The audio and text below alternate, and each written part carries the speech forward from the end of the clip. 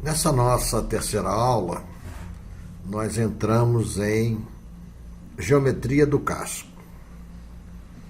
E começamos com várias definições de termos e grandezas que usamos no projeto.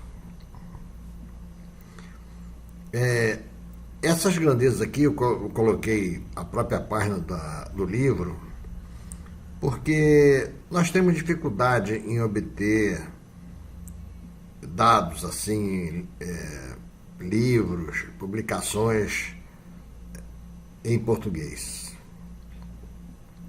E, obviamente, a gente acaba caindo sempre em publicações estrangeiras. Então, isso aqui serve para nos familiarizarmos com os termos que eles usam. Inclusive, são termos aceitos pelo mundo inteiro.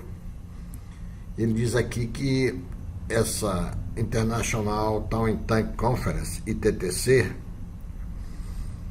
ela aceitou que esses termos são termos que devem ser usados em todos os países que têm tanque de prova. O tanque de prova é um tanque em que você faz um modelo de um barco, é grande, é comprido. Você faz um modelo do barco e reboca ele cheio de sensores que dão velocidade, forças, etc. Num modelo bem menor do que o barco, 1 metro, 1 metro e pouco, 2 metros às vezes, dependendo da importância do barco, para obterem valores a serem estudados ou modificados ou aprovados antes da construção do barco. É o que a gente chama em português tanque de prova. Então, a primeira definição é o length overall. É o comprimento total. Length overall é comprimento total. Nós sempre falamos em termos de casco, nós pensamos sempre em termos de casco, porque é no casco que nós calculamos tudo. Os apêndices, guarda-mancebo, suporte de âncora, isso aí são apêndices.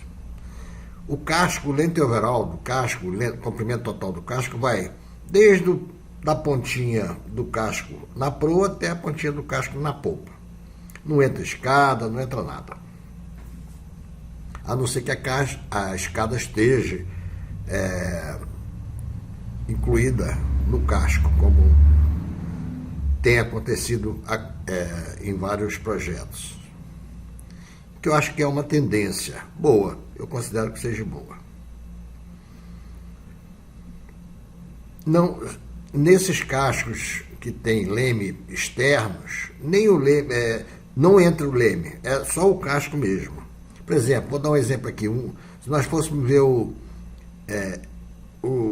comprimento total de um Hobcat, a gente faria só o casco. Da pontinha do casco até o final do casco não entra o leme que é externo, nem as ferragens, nem nada. Então, o comprimento overall, o length overall, é o comprimento total do barco. O comprimento da linha d'água, LW, é o comprimento da linha d'água de projeto, é onde o barco vai ficar flutuando.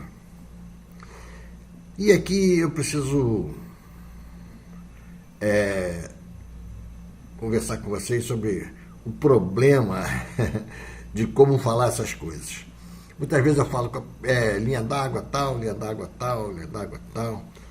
Mas normalmente quando a gente fala linha d'água, é a linha d'água de projeto, é onde o barco fica flutuando.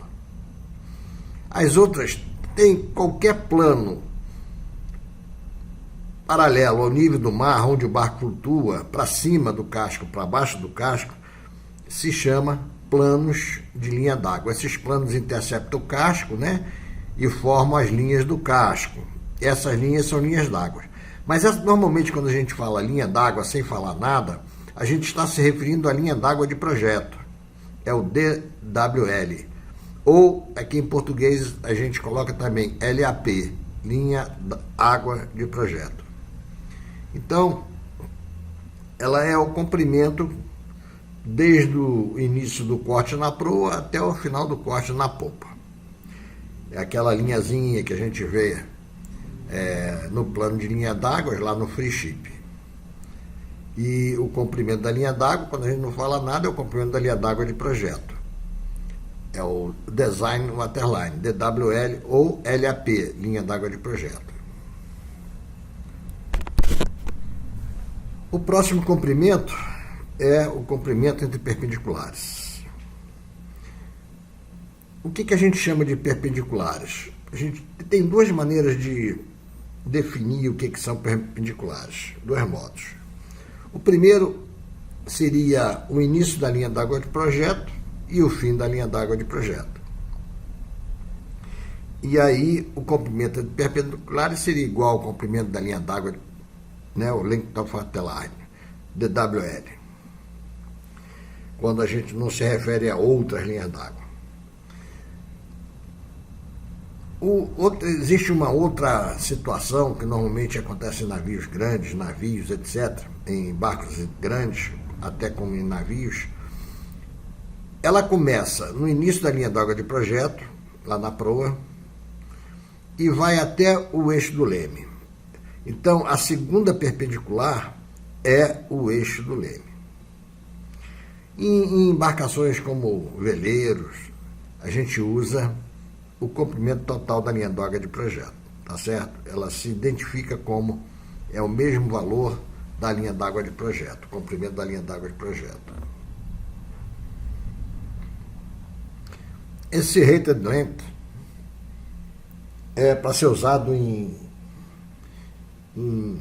dimensionamento de barcos de regata, para execução do cálculo do rating, e que não é o nosso objetivo aqui. Esse rated length ele é determinado pelas regras de rating. Então, se nós fôssemos estudar a regra de rating, a gente tem lá a definição do que é o rated length. Vamos para frente. Beam, ou boca, é a máxima largura do casco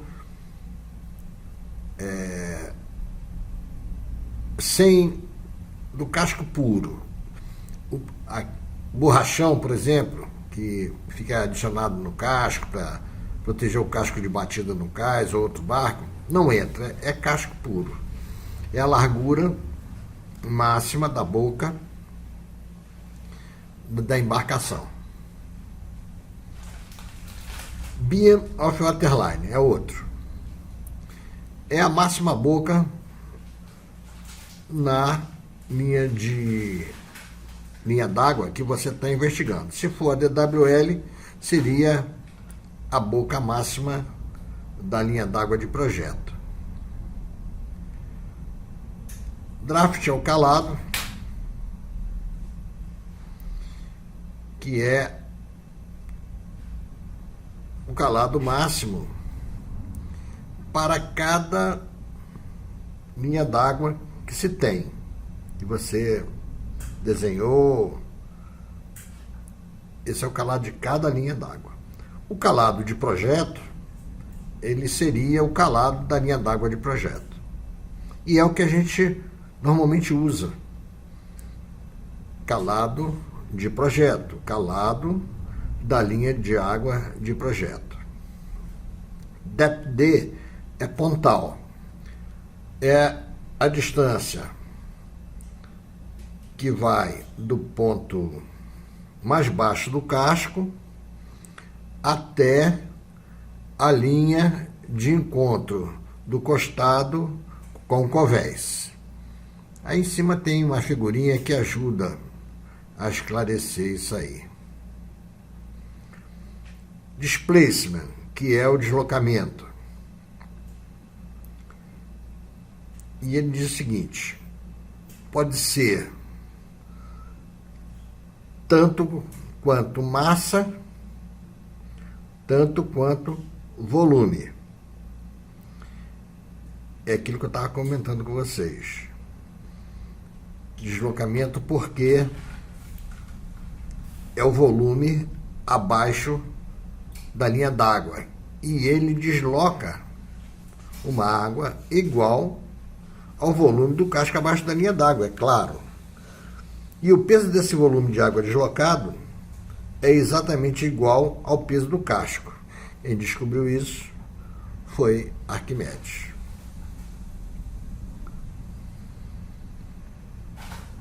No caso de usar medidas métricas, o valor do deslocamento de volume e o de deslocamento de peso é a mesma coisa, é o mesmo valor. 20 toneladas, 20 metros cúbicos, tá certo?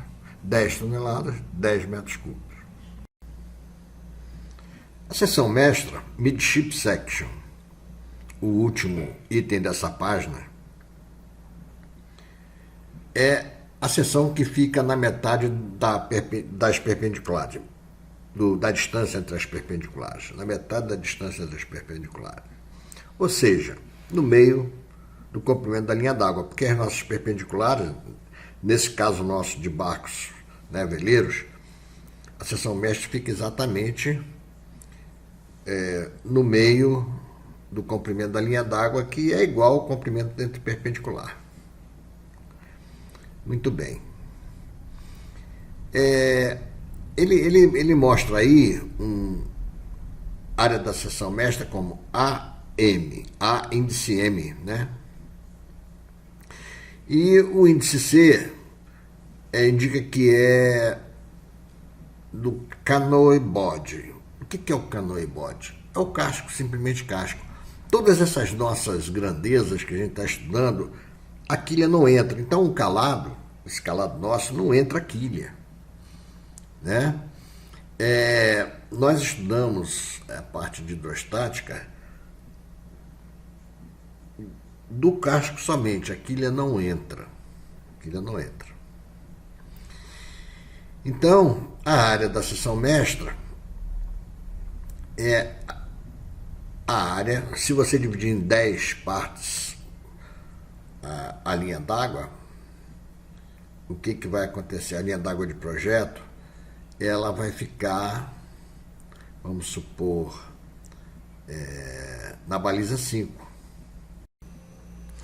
Tem um detalhe interessante, é que o autor desse livro, ele estabelece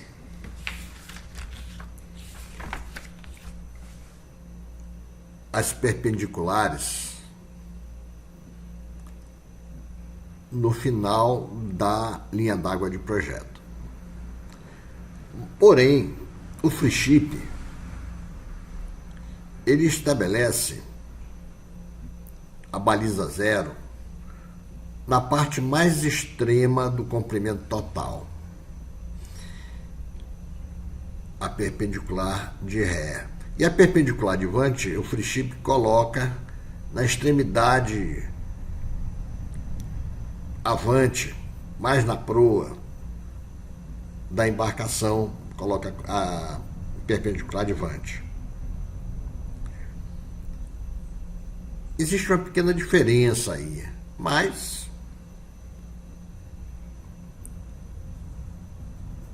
a diferença de entendimento. Mas como na realidade as nossas embarcações, ela tem o comprimento de linha d'água praticamente igual ao comprimento total, e isso é fundamental, porque quanto maior o comprimento da linha d'água, maior o potencial de velocidade. Maior a velocidade o barco pode atingir. Tá certo? Então, a diferença de posição do Frischip para uma embarcação feita com esse cuidado de se fazer a linha d'água de projeto o mais comprida possível, não traz grande diferença, tá certo? Um outro detalhe aí que ele fala aqui nesse item é o CM. CMC, que é o canoe, né? Que eu já vou tirar esse C, porque nós só falamos sobre o canoe, que é o casco. Nós só levamos em conta o casco. Não estamos levando aquilo em consideração aqui nesses cálculos aí. Então, ele chama de CM, coeficiente da seção mestra. Coeficiente, na realidade, é o coeficiente de área da seção mestra. É simplesmente a área da seção imersa do casco, na posição da seção mestra, que é a baliza 5, nesse caso aí, dividido pela boca vezes o calado. Esse aí, essa bolinha com 2 6, um para lá, um para cá, é o símbolo mais conhecido da arquitetura naval. É o símbolo da seção mestra. Que por acaso a Sociedade dos Arquitetos Navais e Engenheiros, né, navais dos Estados Unidos assumiu como símbolo. E aqui é preciso fazer até um certo comentário sobre a divisão lá entre engenheiros e arquitetos. Na realidade, isso que nós fazemos, projetar a embarcação, lá é o arquiteto naval que faz. O marino engenheiro é mais para a parte de máquinas, né? Aqui no Brasil é engenheiro naval só, porque você, ou engenheiro naval, ou sai especializado em estrutura e arquitetura naval, ou então na parte de máquinas, né? Ou máquinas ou arquitetura e estrutura. São duas diferenciações que nós temos engenheiros navais aqui no Brasil. Mas lá eles fazem também, né? Porém eles dão esse nome diferenciado. Aqui é engenheiro naval. O engenheiro naval pode ser especializado em estrutura e arquitetura naval, é o meu caso, ou então engenheiro ligado à parte de máquinas, tá certo? Mas todos os dois são engenheiros navais aqui no Brasil. Bom, vamos voltar lá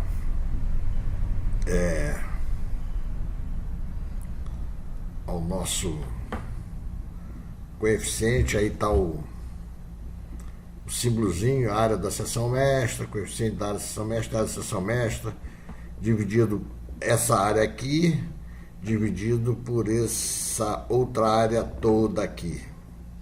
Isso apenas diz que, essa divisão diz assim, por exemplo, se der um resultado de 0,60, significa que 0,6, né, é a mesma coisa que 60%. Então, a área, ela é 60% dessa área B vezes T aqui, dessa área toda.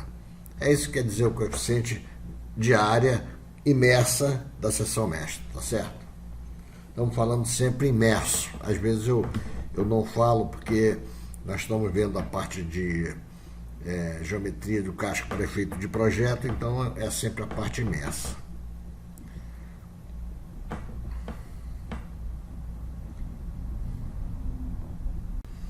O próximo item é seção de área máxima. A seção mestra, a área da seção mestra imersa pode não ser a área de área máxima. Nós podemos ter uma área máxima, normalmente, e nós temos assim, a área máxima de uma seção que está abaixo, né, da linha d'água, ela é geralmente atrás da seção mestra, um pouquinho mais para trás. Então, é só uma observação e ela é indexada, né? A gente coloca AM, né? A índice M. O item seguinte, esse é extremamente importante. É o coeficiente prismático. É esse aqui de cima.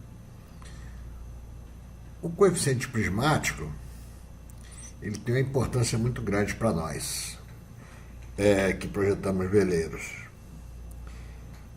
Ele tem uma influência boa na resistência ao avanço. Na realidade, o coeficiente prismático, ele mostra a distribuição do volume ao longo do casco. E quanto maior o coeficiente prismático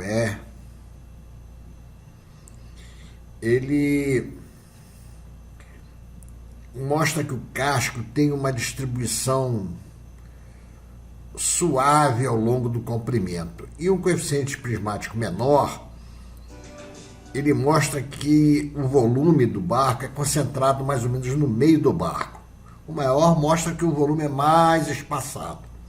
E o coeficiente prismático alto, ele é bom para alta velocidade. O coeficiente prismático menor, né, com um acúmulo de área na seção mestra, né, de volume imerso em volta da seção mestra, é mais propício para baixas velocidades.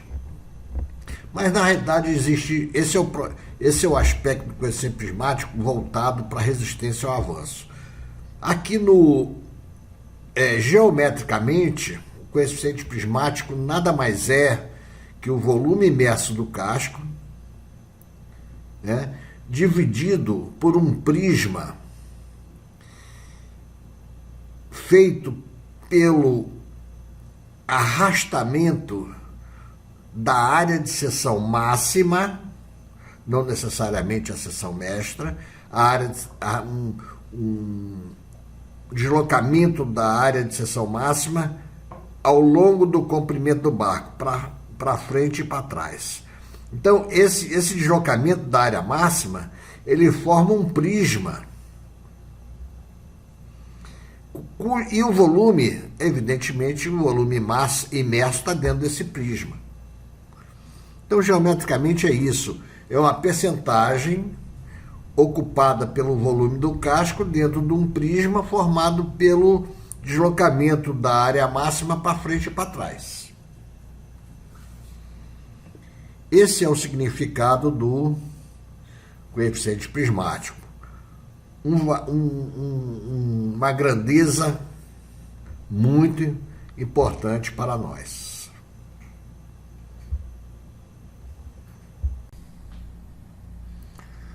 É o coeficiente de bloco. O coeficiente de bloco, ele não tem importância grande para nós. Em navios tem algumas grandezas que são bem referidas ao coeficiente de bloco. Mas aqui, para nós, não tem muito valor. O free ship calcula isso tudo aí. Eu daqui a pouco vou mostrar para vocês aí o cálculo desse negócio todo do free ship aí. Ele faz tudo aí para vocês. Mas o coeficiente de bloco é igualzinho o coeficiente prismático com uma diferença, né? O prisma que envolve o volume imerso não é aquele feito pelo deslocamento da área da seção mestra, né? Ele é feito ele é apenas um prisma formado pelas dimensões imersas do barco, comprimento, boca e calado. Então é um prisma retangular, né? Feito por um retângulo, deslocado ao longo do comprimento da linha d'água. Não tem muito significado. Então, a fórmula é essa aí, o volume imerso dividido por L vezes B vezes T, tá certo? Muito bem. Centro de empuxo, center of buoyancy, B. Esse aí tem uma importância muito grande para nós, né? Isso aí define bem o problema de estabilidade, problema de trim, o centro de empuxo e o próximo centro de gravidade. Os dois andam juntos, eles são casados indissoluvelmente, não tem solução. Não há ninguém, eles não podem se divorciar, senão vai dar zebra no barco. Então, o centro de empuxo, o que é o centro de empuxo? É o centro de gravidade do volume imerso, né? Poxa, mas centro de gravidade, o que é centro de gravidade? A gente pode ter uma noção simples do centro de gravidade, né? O que está de um lado é igual ao que está do outro. O que está acima é igual ao que está embaixo. O centro de gravidade, ele divide as coisas assim, o centro de empuxo, que é um centro de gravidade de volume, e o centro de gravidade, center of gravity, o G, é um centro de massa, né? Então, o centro de empuxo, B, ele é o centro de gravidade do volume imerso. né? Se você passar um plano por B, horizontal, vertical, transversal, o que tem para cima e para baixo, o que tem para um lado e para o outro é igual, a mesma coisa. É um ponto que divide as coisas igualmente para tudo que é lado, tá certo? Vamos pensar assim em relação ao centro de empuxo. O centro de gravidade é a mesma coisa, o de baixo. Center of Gravity é a mesma coisa. Uma gangorra, por exemplo, o apoio dela naquele cano, né? Ele tem que estar no centro de gravidade, né? Se você pegar a gangorra e botar ela na horizontal, ela deve ficar parada, porque o peso de um lado é igual ao peso do outro. Deveria ser, né? Mas é assim. Então, aquele cano que pega a gangorra, ele passa pelo centro de gravidade, né? Pela vertical do centro de gravidade, da tábua de cima, né? Onde é a gangorra. Então, isso é fácil de calcular. A gente tem uma tabelinha e no centro de gravidade do barco é fácil de calcular, tá certo? E o centro de empuxo é facílimo, porque a gente não precisa nem calcular, o FreeShip calcula pra gente, tá certo? Vamos pro próximo, shearline.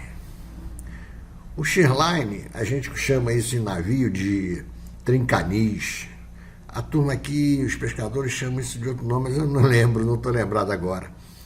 É a interseção do costado, é aquela quinazinha do costado, interseção com convés, né? Aquilo ali é o shearline. Vamos para o próximo. Freeboard. Freeboard é a borda livre, ou seja, a distância que vai da linha d'água de projeto até a parte superior, aí, até a shearline, né? Até o final do costado, início aí, onde ele encontra com o convés. Essa é a borda livre. É o que fica para fora d'água. E né? Normalmente a gente se refere a essa borda livre, que ela não é igual em toda a extensão do barco, na seção mestra, né? A borda livre é na seção mestra, é medida na seção mestra. A proa às vezes tem aquele levantadazinho da proa, a popa às vezes tem uma baixadazinha. Então, o que estabelece a borda livre no barco é a da seção mestra. Tumble home é essa entradinha do casco aí, essa voltinha. Vocês devem conhecer um barco famosíssimo que tem isso aí, um barco nacional, que é o Brasília 32. Brasília 32 tem um tumble home. E eu acho que, eu não sei se outro tem, eu não conheço. Mas o Brasília 32 tem um tumble home. Não é muito comum, mas o Brasília 32 é assim. Tá certo? O próximo passo é o flare. É o oposto ao tumble home que ele fala aqui, né? O flare é aquela abertura lá na proa, né? Lá na proa, o barco abre assim para cima, né? Ele não sobe assim, ele às vezes sobe reto, mas abrindo, né? E tem uma curvatura e tal. Esse é o flare.